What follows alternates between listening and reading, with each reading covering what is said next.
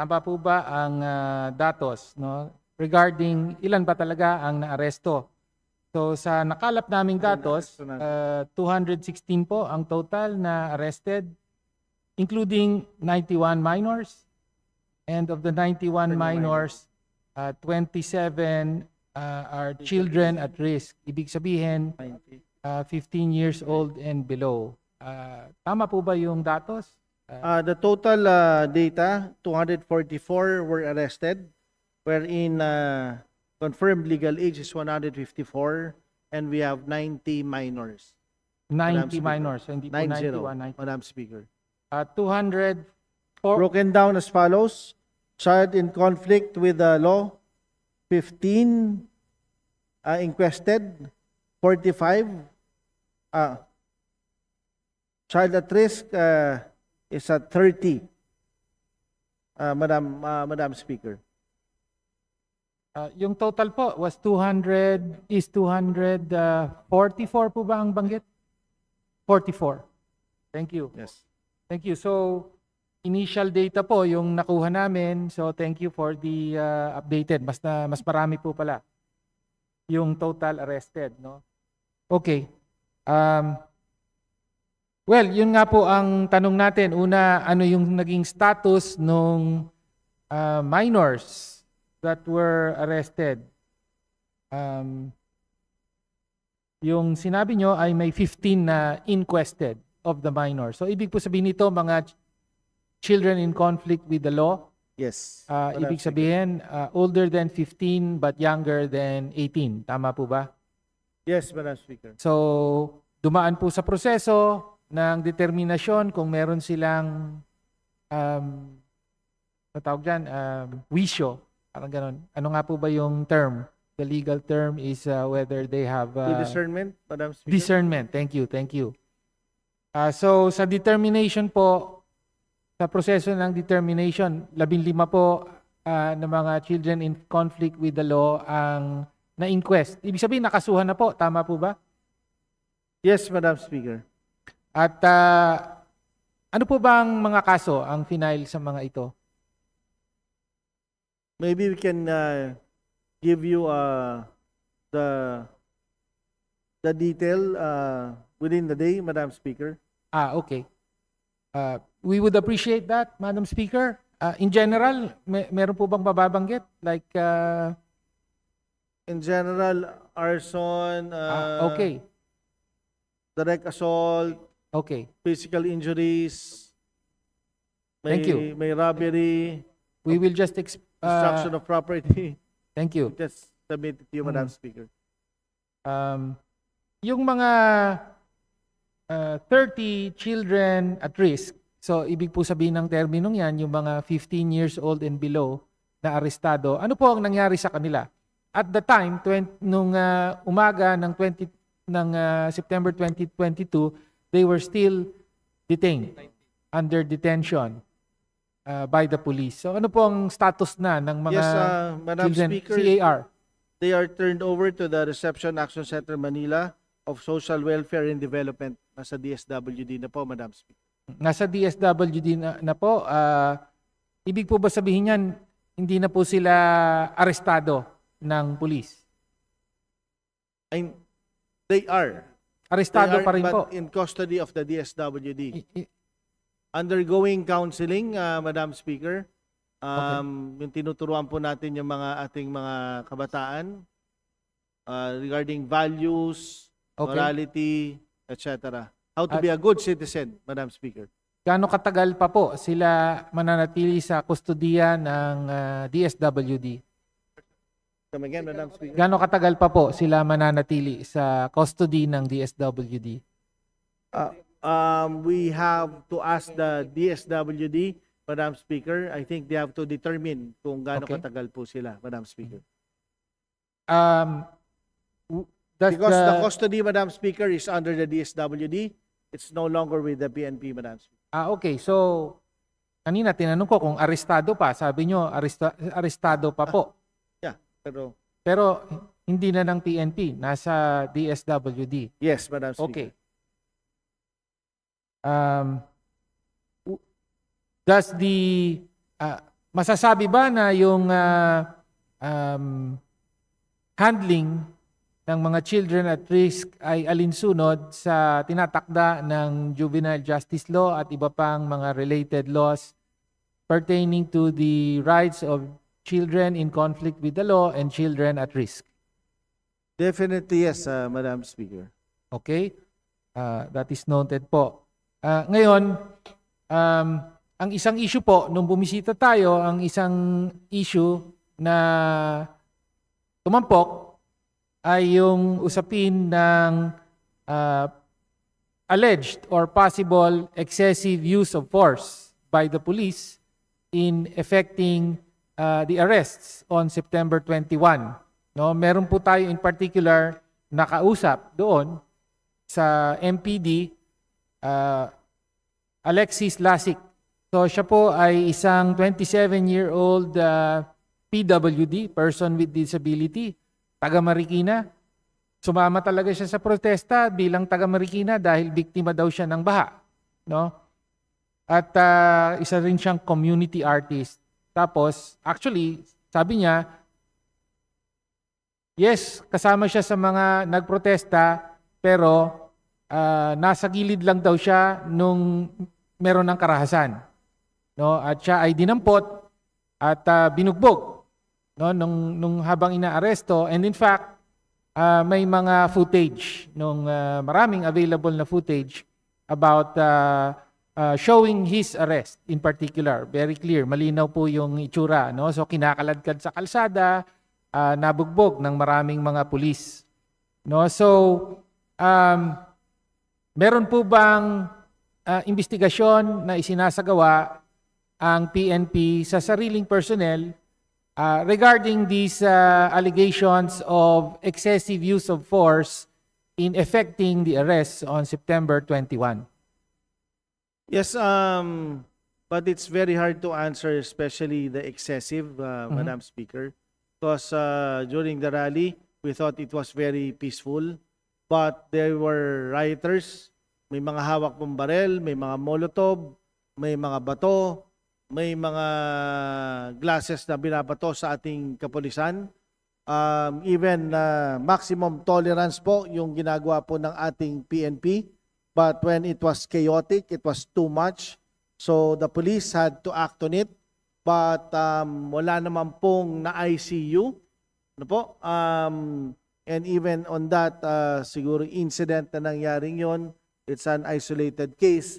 But definitely, the Secretary has committed that IAS will look into it para po malaman yung buong katotohanan regarding that matter, Madam Speaker.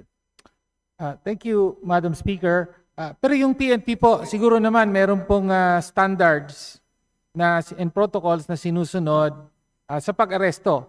At meron po kayong standards as well regarding legitimate use of force in effecting arrests, as well as the concept of excessive use of force. Meron po bang mga ganong standards ang PNP? Yes, actually, kung makikita po natin yung riot police nasa harapan and may mga barriers lang po tayo. At pag lumampos na po doon sa barriers na yun, iba na po yung ibig sabihin ng ating protesters.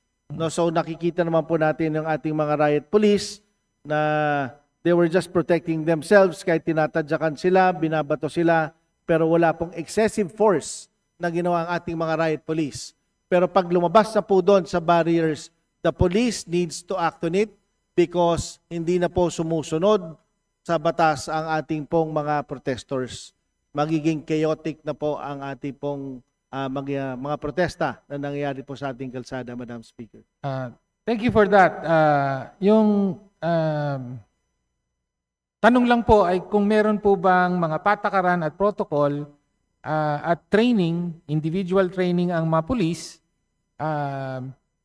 to determine kung ano yung sapat na paggamit ng dahas sa pag-aresto at ano yung lagpas or excessive. Yes, Madam Malinaw Speaker. po ba yan sa PNP?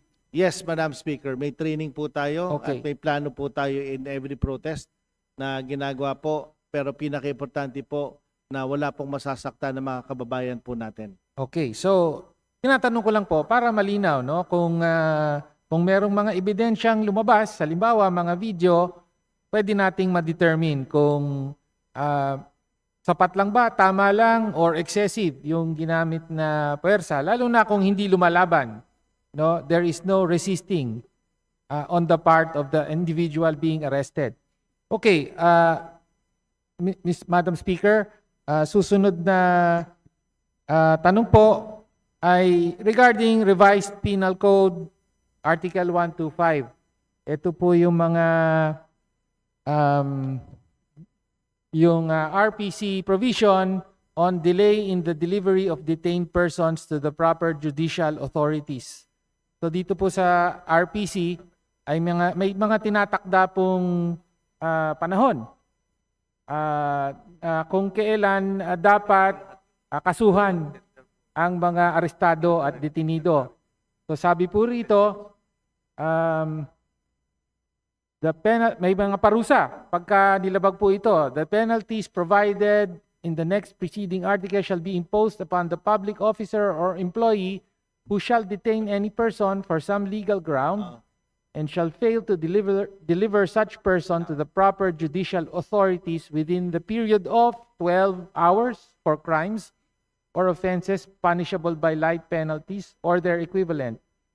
18 hours for crimes or offenses punishable by correctional penalties or their equivalent, and 36 hours for crimes or offenses punishable by afflictive or capital penalties or their equivalent. So yun po yung sa Revised Penal Code. Doon po sa 244 na arestado at dinetain ng MPD, nasunod po ba ang mga takdang oras dito Yes, sa on the RPC side o of the may PNP. paglabag po? On the side of the PNP, yes, Madam Speaker, ang naging problema lang po talaga doon yung pag-inquest, lalo na po sa mga piskal.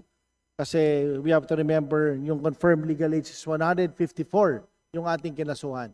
And kung ilan lang po yung piskal doon, doon po nahirapan siguro po doon sa time na detain po sila. But on the side of the PNP, we follow the law, the inquest, tinanggap po ng piskalya, so wala pong kasalanan ang Philippine National Police, Madam Speaker. Okay, so sa 244 po na arrested, ilan po muli ang nakasuhan?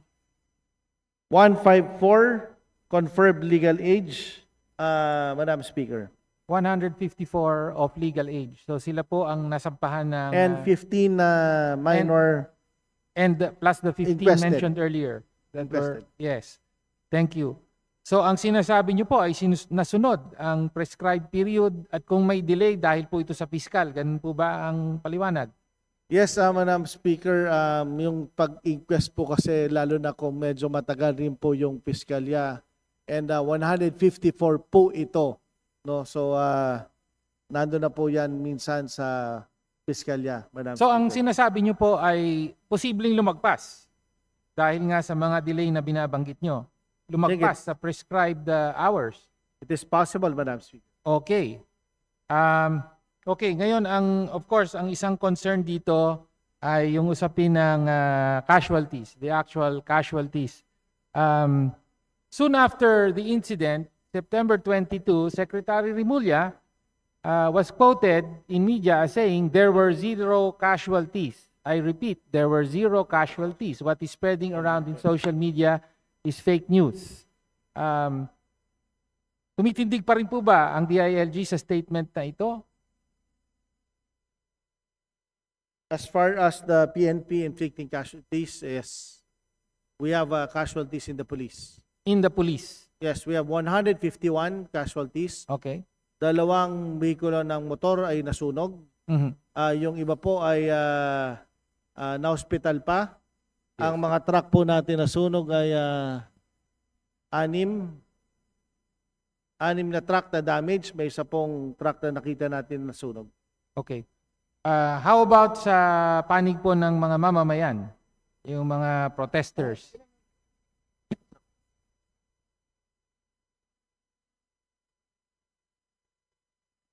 We don't have any accounting, Madam Speaker. Walang accounting ang Hindi police po natin ng na-account kasi po injured. yung iba po nagtakbuhan na Okay. So wala po tayong accounting doon sa Sige mga po. protesters nasaktan. Okay. But in the police, meron po. How about yung fatalities po? Non-inflicted by the PNP, Madam Speaker. Non-inflicted by the PNP. Conclusive na po yan. Yes, Madam Okay. Speaker. Pero meron pong, we are aware of at least one fatality. Nabanggit na po ito kanina. Yes, Madam. Si Eric Saber. Is the PNP, the DILG, the PNP, are they aware of the fatality? Yes, we are Eric very much Saber? aware, Madam Speaker, and actually we are conducting investigation already. And we Okay. have also pictures na yung ating rioters ay may mga barel. So, yung mga pictures na po yun, pinaghahanap, and we will continue conducting the investigation Mhm. para po magkaroon ng hustisya si Mr. Saber po. Saber, Madam Opo. Speaker. Well, mabuti po at may ganung pahayag ang sponsor, no, na nag-iimbestiga ang PNP rito. Actually, nung linggo po ay bumisita ako dun sa wake ni Mr. Eric Saber at nakausap ang ilang pamilya. Taga-Tondo po sila. Tapos I think he was 37 years old, a construction worker working in the Mall of Asia Arena. In fact, meron po akong pictures kung ready na po. Pwede po ba? Yes, Madam Speaker. Actually, nalaman lang po natin to after 3 days, Madam Speaker. Okay. Well, at least importante na nalaman dahil yung pamilya po ay nung nakausap natin, of course, naghahanap ng hustisya para sa kanilang kapatid, mga kapatid po. Ito po, picture po, provided by the family. That was taken Sunday afternoon, nung hapon po ng September 21. Nasa MOA po siya. Ayan yung kitang-kita. Recognizable naman po yung landmark na yan. Construction worker nga siya. Tapos actually namamasyal lang sila nung barkada niya sa MOA. Nung hapon na yon. Ibig sabihin, hindi po siya kasama dun sa mga nagrarally. No? Yan ang shot niya. Tapos, pauwi na po sila nung hapon. Siya po'y taga-Tondo, kaya nadaan siya dun sa bandang rekto. No? At dahil nagkakagulo nga dun sa lugar na yon, alam mo naman, maraming mga Pilipino, pagka ganyan, nagiging usisero. No? So, ganun po ang nangyari sa kanya. Di naging bystander siya, nanonood sa mga kaganapan. No? At hindi po talaga kalahok. Ayon sa pamilya at sa mga iba pang witnesses, hindi naman talaga kalahok. Ngunit, nabaril nga po. Nabaril siya sa tapat nung Sogo. Yung Sogo na eventually nasunog, di ba? Sinunog. Okay. Meron pong video tayo. Dahil po, alam nyo naman ngayon, napakarami. Ito po. Meron pa ngang video footage nung actual na pagbaril sa kanya.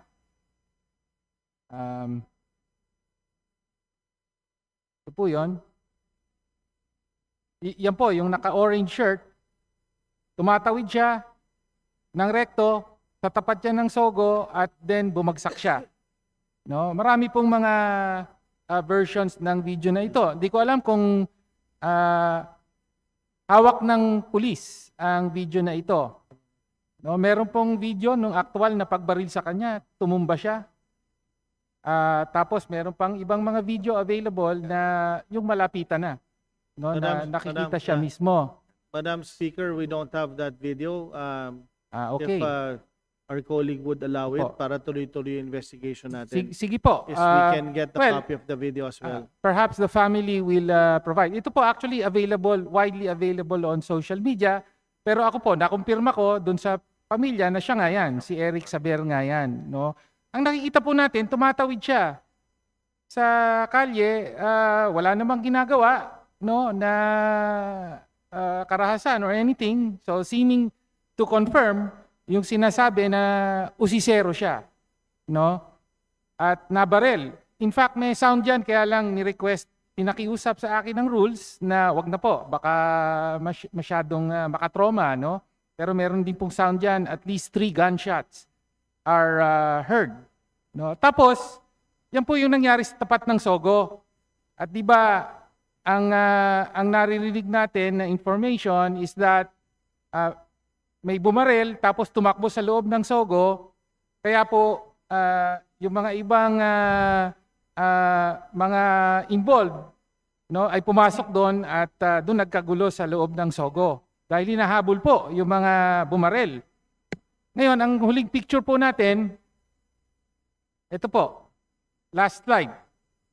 Okay, again, this is widely circulated on social media.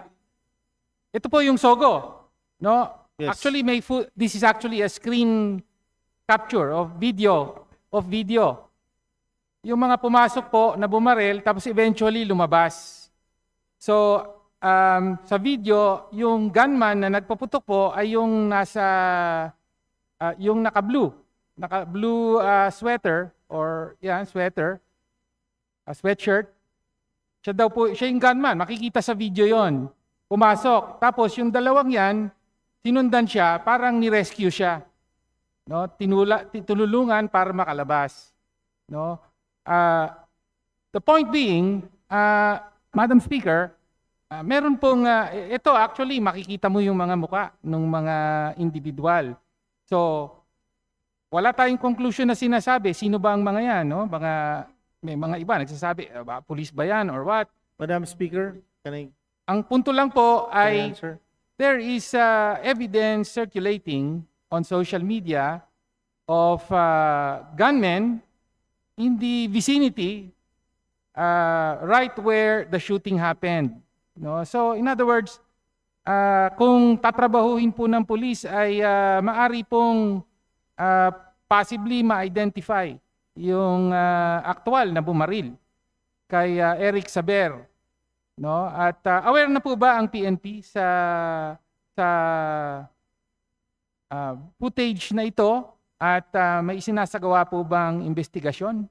Yes, actually, Madam Speaker, kasama po yan sa investigation.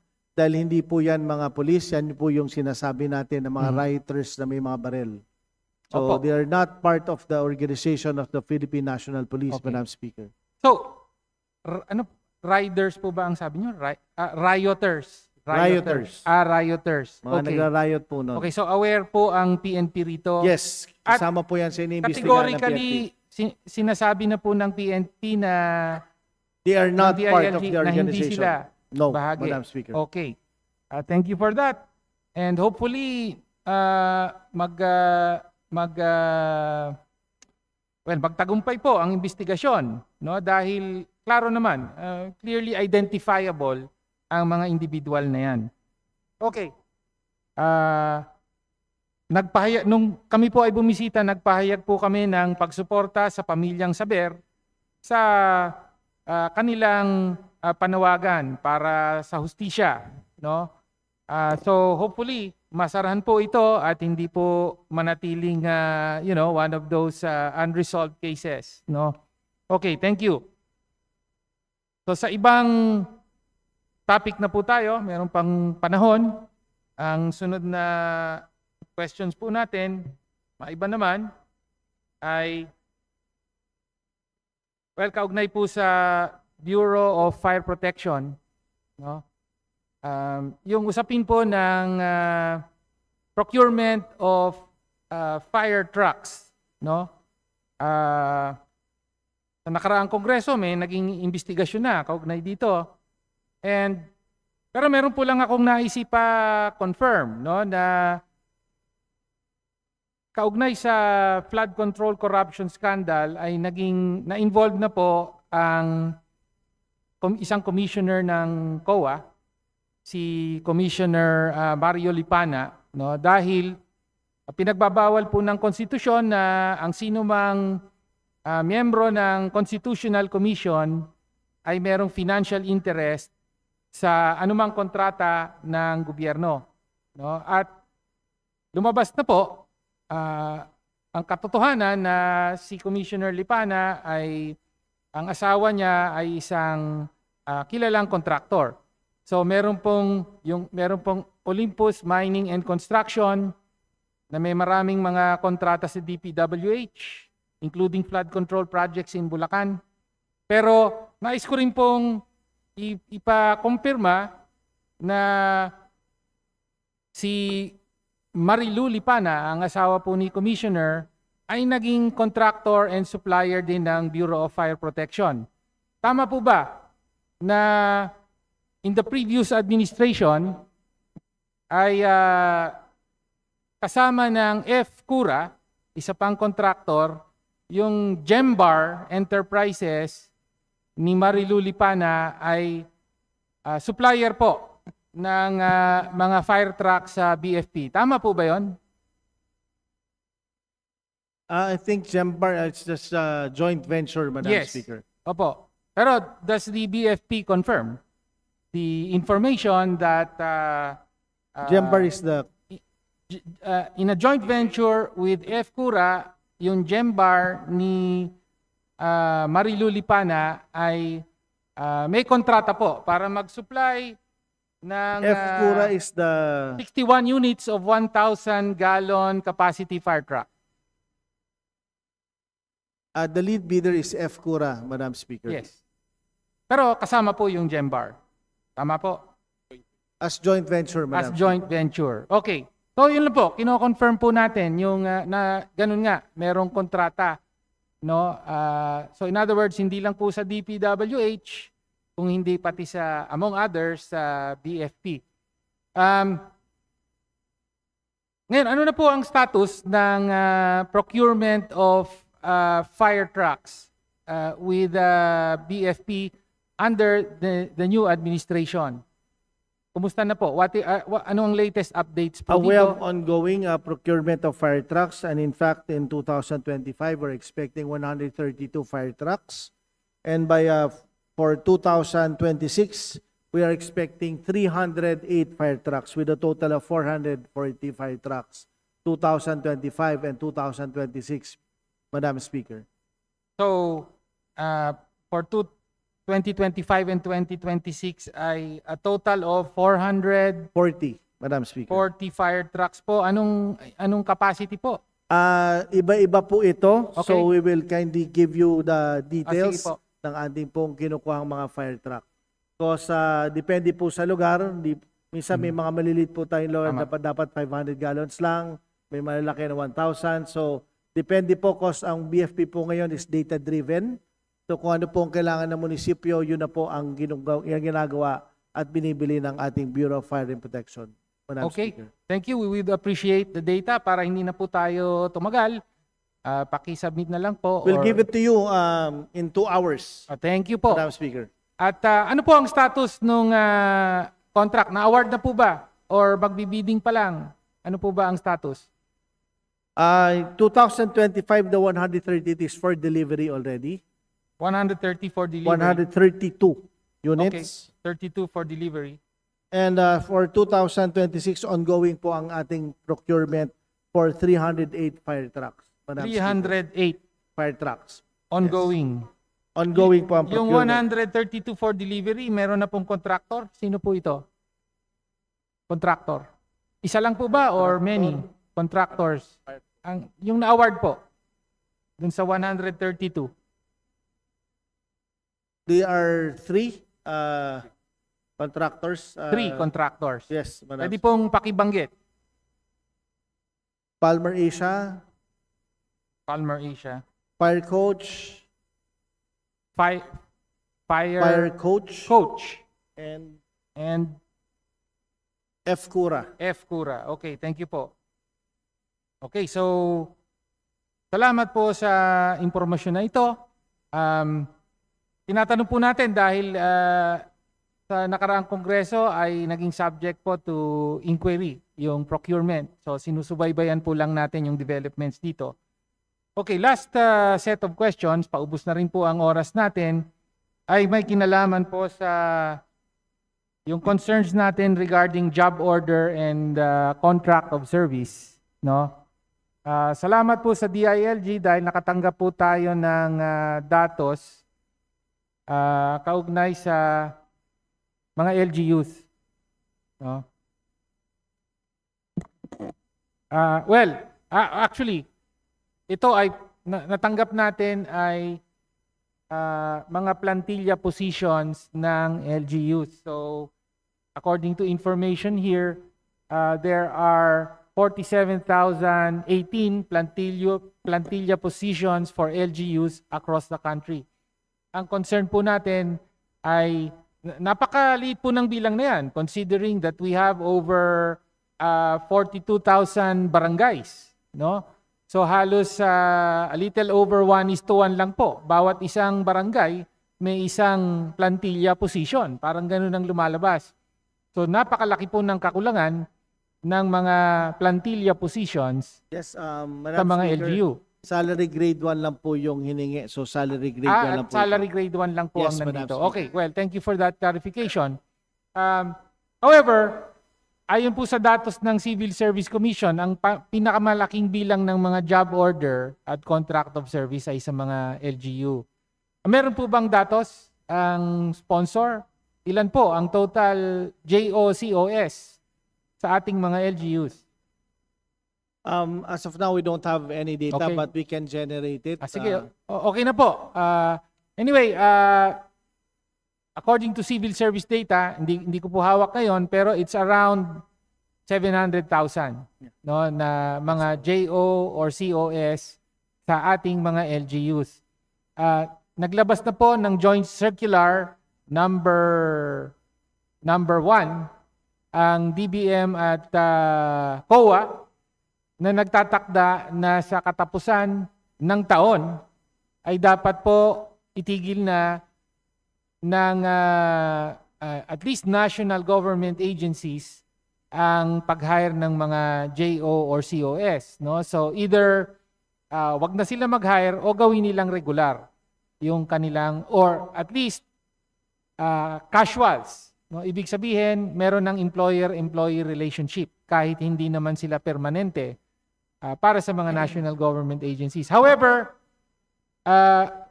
mukhang hindi po nag-a-apply ito sa mga LGUs, no? At dahil dyan, patuloy po na